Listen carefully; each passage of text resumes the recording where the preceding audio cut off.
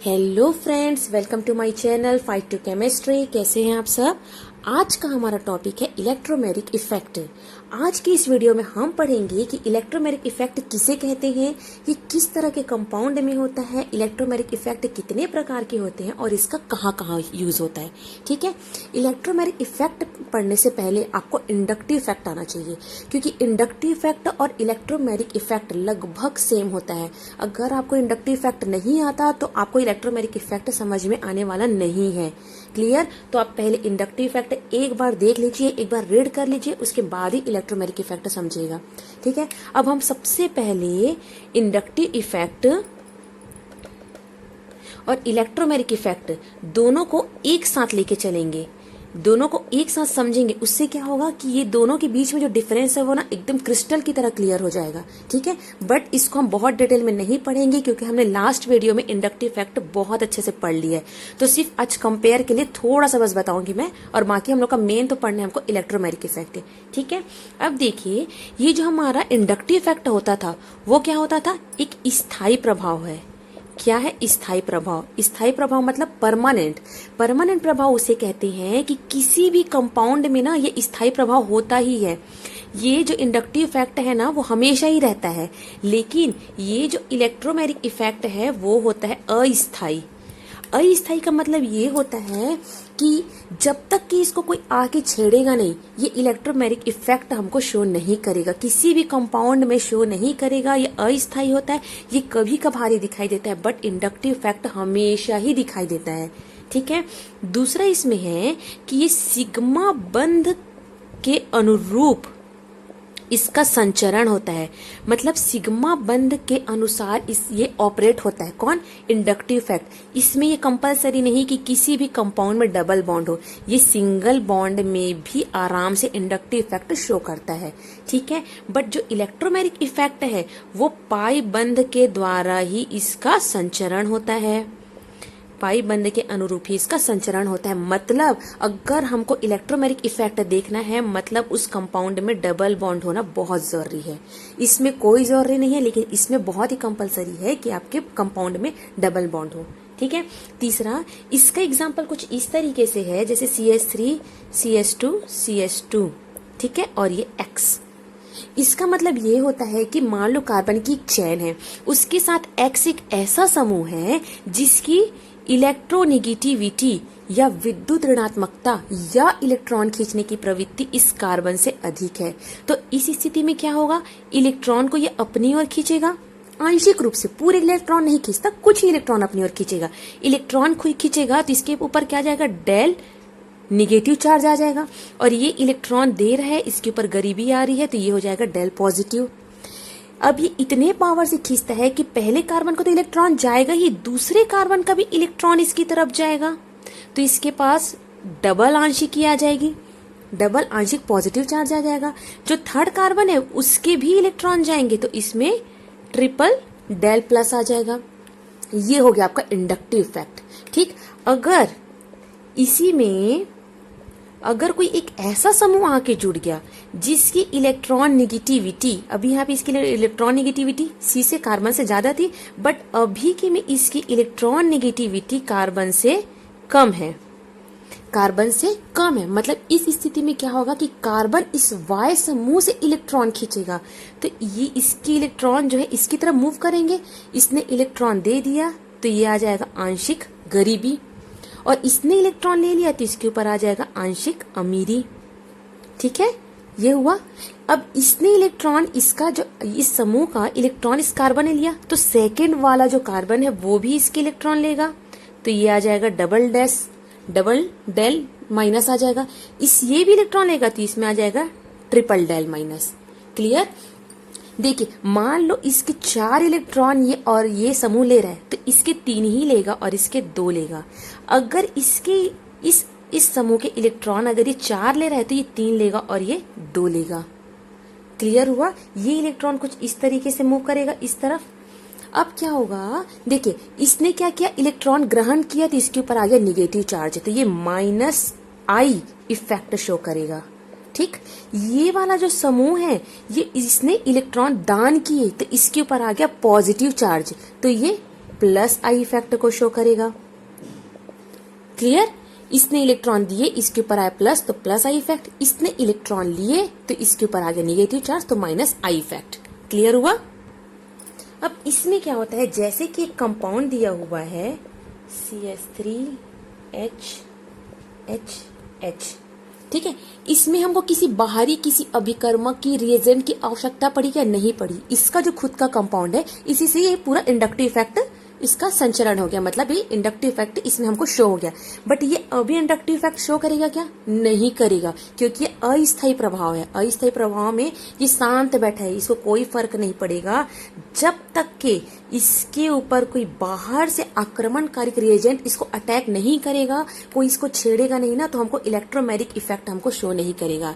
इस सिचुएशन में क्या करेगा, देखो ये जो पाई बॉन्ड है इसमें तो सिग्मा बॉन्ड था तो बन गया, अब ये पाई बॉन्ड का टूटना बहुत जरूरी, तभी तो HBr आके इसमें जुड़ेगा। अब ये देखना है कि ये जो पाई बॉन्ड है यहां भी जा सकता है, पाई बॉन्ड टूट के यहां भी जा सकता है। इसके दो कंडीशन होंगे, ठीक है, दो ऑप्शन है। अगर मान के चलिए, अगर मान लो पाई इलेक्ट्रॉन यहां शिफ्ट हो रहा है, ठीक, तो उस टाइम में सिचुएशन इसकी कैसे होगी ये देखिए। इसने इलेक्ट्रॉन लिए तो आ गया निगेटिव चार्ज, इसने इलेक्ट्रॉन दिए तो आ गया पॉजिटिव चार्ज, बाकी सेम वैसे ही रहेगा। ठीक है, अब क्या होगा, दूसरी स्थिति ये होगी कि इलेक्ट्रॉन अब इस तरफ आएंगे, आपके पाई इलेक्ट्रॉन टूट के इधर आएंगे, तो इस टाइम इसकी सिचुएशन क्या हो जाएगी, इसने इलेक्ट्रॉन लिया तो हो जाएगा निगेटिव चार्ज, इसने इलेक्ट्रॉन दिया तो हो जाएगा पॉजिटिव चार्ज। अब क्या होगा, देखिए दोनों में से कोई एक ही संरचना इसकी पॉसिबल है, दोनों पॉसिबल नहीं है। ठीक है, क्यों नहीं है, क्योंकि हमको HBr जोड़ना है, तो HBr किससे जुड़ेगा, जो ज्यादा स्थायी होगा, जो ज्यादा, ये मान के चलिए इंटरमीडिएट प्रोडक्ट है, बीच में बनने वाला एक प्रोडक्ट है जिससे HBr जाके कनेक्ट होगा, उससे जाके जुड़ेगा। तो हमको ये देखना है दोनों में से स्थायी कौन सा है, वही बनेगा। अगर ये स्थायी तो ये नहीं बनेगा। अब देखना है कि दोनों में से ज्यादा स्थायी कौन सा है, तो ये वाला हम पहले देखते हैं। अब ये वाला देखिए, इसमें क्या हो रहा है, ये दोनों हमारा इस तरीके का बना हुआ है। ठीक है, दो ऑप्शन हमने लिए थे कि जब पाई इलेक्ट्रॉन टूटेगा तो ये दो कंडीशन आएगी। अब देखना है दोनों में से स्थायी कौन सा, पहले ये वाला देखते हैं।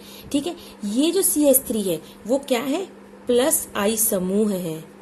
देखिए आपने पढ़ा होगा इंडक्टिव इफेक्ट, उसमें हमने प्लस आई समूह पढ़ा था कि कौन सा प्लस आई है कौन सा माइनस आई है। तो आपको पूरा पिछला जितना हमने इफेक्ट पढ़ा ना सब याद होना चाहिए। ऐसा नहीं कि हम नए की तरफ जा रहे हैं और पुराने को भूलते जा रहे हैं, पुराने से ही हमारे नए का बेस बन रहा है। तो हमको पुराना पूरा याद होना चाहिए, पुराने का पूरा कॉन्सेप्ट याद होना चाहिए, तभी हम नया टॉपिक पढ़ सकते हैं। ठीक है, तो आपको पुराना अगर याद नहीं तो एक बार रिवाइज कीजिए, उसके बाद नया पढ़ते जाइए, नहीं तो आप ऑर्गेनिक केमिस्ट्री नहीं समझ पाएंगे। ठीक है, अब हमको पता है जो CH3 प्लस आई समूह है, प्लस आई समूह का मतलब क्या होता है, उसको इलेक्ट्रॉन दान करने की प्रवृत्ति है, तो ये इलेक्ट्रॉन क्या करेगा, दान करेगा। अब इस कार्बन पे निगेटिव चार्ज है, मतलब ये ऑलरेडी इसके पास इलेक्ट्रॉन की अधिकता है, ऐसे में और इलेक्ट्रॉन देगा तो इसका जो चार्ज है वो क्या हो जाएगा, बढ़ जाएगा। किसी भी कंपाउंड में जब उसका चार्ज या आवेश बढ़ता है तो उसका स्थायित्व कम होता है, मतलब ये कम स्थायी होगा। सेम ऐसे ही ये भी प्लस आई समूह शो कर रहा है, तो ये क्या कर रहा है, इलेक्ट्रॉन इसकी तरफ देगा। अब इसके ऊपर तो पॉजिटिव चार्ज है, मतलब इसके पास इलेक्ट्रॉन की कमी है। जब कोई इलेक्ट्रॉन देता है ना तो उसके ऊपर पॉजिटिव चार्ज आता है, मतलब यहाँ पे इलेक्ट्रॉन की कमी है। इसने इलेक्ट्रॉन दिया, मतलब उसका जो पॉजिटिव चार्ज है वो धीरे धीरे कम होगा। तो किसी भी कंपाउंड का जब चार्ज या आवेश कम होता है तो वो कंपाउंड अधिक स्थायी होता है, मतलब ये वाला प्रोडक्ट हमारा इसकी अपेक्षा अधिक स्थायी है। क्लियर हुआ, मतलब हमारा ये वाला प्रोडक्ट बनेगा और ये वाला नहीं बनेगा। अब इस कंडीशन में क्या होगा,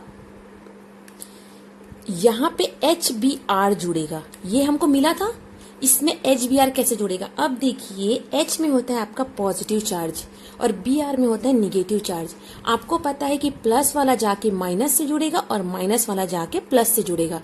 प्लस प्लस माइनस माइनस कभी नहीं जुड़ते, ये आपस में एक दूसरे को क्या करते, प्रतिकर्षित करते हैं, एक दूसरे को दूर फेंकते हैं। तो ये क्या करेगा, प्लस माइनस से जुड़ेगा, मतलब ये HBr जाएगा माइनस के पास और Br माइनस जाएगा प्लस कार्बन के पास। तो इसकी संरचना कुछ इस तरीके से हो जाएगी, CH3H और यहाँ पे जुड़ जाएगा आपका Br, यहाँ पे आपका हो जाएगा एक और H कुछ इस तरीके की संरचना बन जाएगी। ठीक है, अब इसके आधार पर हम ये परिभाषा दे सकते हैं कि इसका इलेक्ट्रोमेरिक इफेक्ट का, कि जब कोई डबल बॉन्ड या ट्रिपल बॉन्ड वाला कंपाउंड किसी आक्रमणकारी अभिकर्मक के आ जाने से टूट जाता है, टूट के क्या हुआ, इसमें आवेश आ गया, प्लस और माइनस आवेश आ गया, तो क्या होता है, ये जो इलेक्ट्रॉन है पाई इलेक्ट्रॉन वो क्या करेंगे, एक कार्बन से दूसरे कार्बन की ओर जाएंगे, एक एटम से दूसरे एटम की ओर जाएंगे, तो हमें इलेक्ट्रोमैग्नेटिक इफेक्ट देखने को मिलेगा।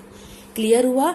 जब भी कोई डबल बॉन्ड या ट्रिपल बॉन्ड वाला कंपाउंड किसी आक्रमणकारी रिएजेंट के आ जाने से इसके जो पाई बॉन्ड है वो टूटते हैं, तो पाई बॉन्ड के इलेक्ट्रॉन एक एटम से दूसरे एटम की ओर जाते हैं, तो उस टाइम हमें इलेक्ट्रोमैग्नेटिक इफेक्ट शो होगा।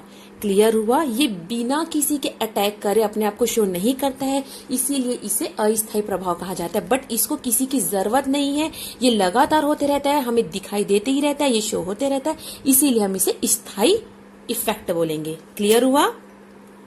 अब हम देखेंगे कि इलेक्ट्रोमैग्नेटिक के प्रकार, टाइप्स ऑफ इलेक्ट्रोमैग्नेटिक इफेक्ट के प्रकार।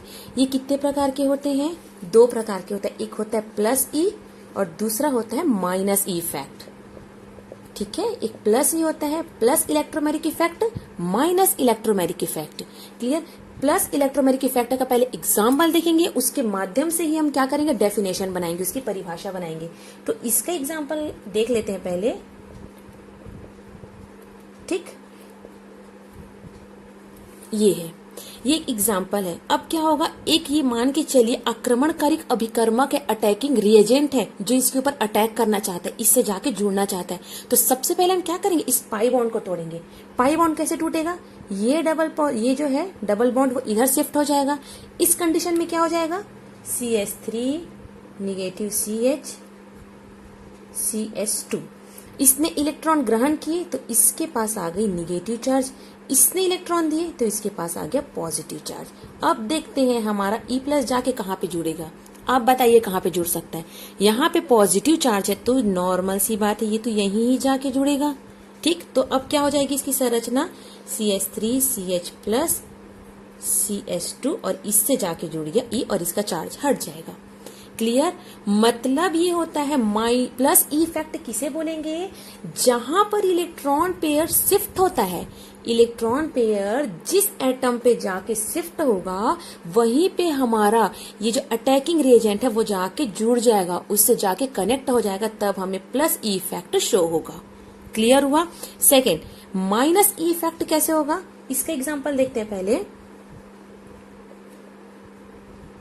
सेम वैसे ही कर देते, चलो ठीक है। और ये है CH3 CH double bond CH2 plus E minus. ठीक है, ये है। अब इसको कैसे करेंगे, सबसे पहले बॉन्ड टूटेगा जैसे यहाँ पे टूटा था, CH माइनस यहाँ आ जाएगा निगेटिव, यहाँ पे आ जाएगा पॉजिटिव। अब बताइए जो E माइनस है वो कहाँ पे जाके जुड़ेगा, ये जो प्लस है उसी के पास जाके E जुड़ जाएगा, क्योंकि प्लस और माइनस ही हमेशा जुड़ते हैं। तो ये क्या हो जाएगा, E इससे जाके जुड़ जाएगा और ये कंपाउंड बन जाएगा। ठीक है, इसका मतलब क्या हुआ, इलेक्ट्रॉन पेयर जिस एटम से शिफ्ट होते हैं, जिस एटम से उनका ट्रांसफर होता है, वहां पे जाकर अगर आपका अटैकिंग रिएजेंट आक्रमणकारी अभिकर्मक जाके जुड़ जाता है तो हमें माइनस ई इफेक्ट शो होता है। क्लियर। यहाँ पे क्या था, जहां पे जाके जुड़ा वहां पे अगर E प्लस जाके जुड़ गया तो हमें प्लस E मिलता है। जिस एटम से हमारा इलेक्ट्रॉन यहाँ से ट्रांसफर हुआ उसमें जाके अगर रिएजेंट जाके जुड़ गया तो हमारा माइनस इफेक्ट शो होगा। यहाँ पे देखिए इलेक्ट्रोमैग्नेटिक इफेक्ट का एक एग्जांपल मैंने दिया है। अब बताइए ये HOH H2O इसमें जाके कैसे कनेक्ट होगा। सबसे पहले हम इस ट्रिपल बॉन्ड को, अभी तो इसको भूल जाइए, सबसे पहले हम ट्रिपल बॉन्ड को तोड़ेंगे। ठीक है, जो हमारे लिए बहुत बड़ा हेडेक है। तो क्या होगा, CH3 C, ये हो गया डबल बॉन्ड N। अब आपको पता है C और N में किसकी इलेक्ट्रोनेगेटिविटी ज्यादा है, N की ज्यादा है। ठीक, तो इलेक्ट्रॉन किसकी तरफ ट्रांसफर करेंगे, N की तरफ ट्रांसफर करेंगे। क्लियर हो। आपको ये याद होना चाहिए कि किसकी इलेक्ट्रोनेगेटिविटी ज्यादा है। एक नॉर्मल जो यूज होता है ना, वो मैं आपको वो बता देती हूँ। ये है आपकी इलेक्ट्रोनेगेटिविटी का घटता कम, सबसे ज्यादा होता है फ्लोरीन का, उससे कम ऑक्सीजन, उससे कम NCl, Br, ये मोस्टली यूज होता है। तो आप इस सीरीज को याद रखिए कि किस टाइप से होता है। तो अभी C और N में, C का तो कोई रोल ही नहीं, C तो सबसे कम है, मान के चलिए N। अभी N है ना, N की इलेक्ट्रोनेगेटिविटी ज्यादा है, तो क्या हो जाएगा, N की तरफ इलेक्ट्रॉन ट्रांसफर हो जाएंगे। इस कंडीशन में क्या हो जाएगा, इलेक्ट्रॉन यहाँ पे आ जाएगा निगेटिव चार्ज, यहाँ पे आ जाएगा पॉजिटिव चार्ज। क्लियर हुआ। अब हम इस HOH को यहाँ पे जोड़ेंगे, ठीक है। तो ये H के पास होता है पॉजिटिव और OH होता है निगेटिव। अब आप बताइए कैसे जुड़ेगा, निगेटिव और पॉजिटिव एक साथ हो जाएंगे, निगेटिव और पॉजिटिव एक साथ हो जाएंगे, तो हमारा कंडीशन क्या हो जाएगा, C के साथ जुड़ जाएगा आपका OH, डबल बॉन्ड N, और इसके साथ हो जाएगा H। कुछ इस तरीके से कंडीशन मिलेगी। यहां पे हम शो कर रहे हैं इलेक्ट्रोमेरिक इफेक्ट। क्लियर। इस इलेक्ट्रोमेरिक इफेक्ट का यूज ना किसी भी रिएक्शन को समझने के लिए, किसी भी कंपाउंड में किस तरीके का रिएक्शन हो रहा है ये समझने के लिए इलेक्ट्रोमेरिक इफेक्ट का यूज किया जाता है। उसके मैकेनिज्म को देखे, हमने उसके मैकेनिज्म को समझ रहे हैं, स्टेप बाय स्टेप क्या हो रहा है, हम इसको सब चीज को इलेक्ट्रोमेरिक इफेक्ट से ही समझेंगे। क्लियर। तो इसके लिए हमारा इलेक्ट्रोमेरिक इफेक्ट यूज होता है। वैसे तो बहुत इंपॉर्टेंट नहीं है, बट किसी किसी कंपाउंड में अचानक से आपको लिख दिया जाएगा कि इलेक्ट्रोमेरिक इफेक्ट किस तरीके से होता है, तो आपको आना चाहिए कि जब भी इलेक्ट्रोमेरिक इफेक्ट होगा तो सबसे पहले जो नॉर्मल कंपाउंड है, जो उदासीन कंपाउंड है, उसमें सबसे पहले आ जाएगा चार्ज। इसमें आएगा चार्ज, तभी कोई कंपाउंड आके जुड़ सकता है। बिना चार्ज लगे वो कंपाउंड इसमें आके नहीं जुड़ेगा। ये आपको बहुत अच्छे से याद रखना है। हमारा इलेक्ट्रोमेरिक इफेक्ट टॉपिक यहीं पे खत्म होता है। बहुत अच्छे से पढ़िए, जितना भी आपने पिछला पढ़ा है उसको रिवाइज कीजिए, आगे आपके काम आने वाला है। Best of luck.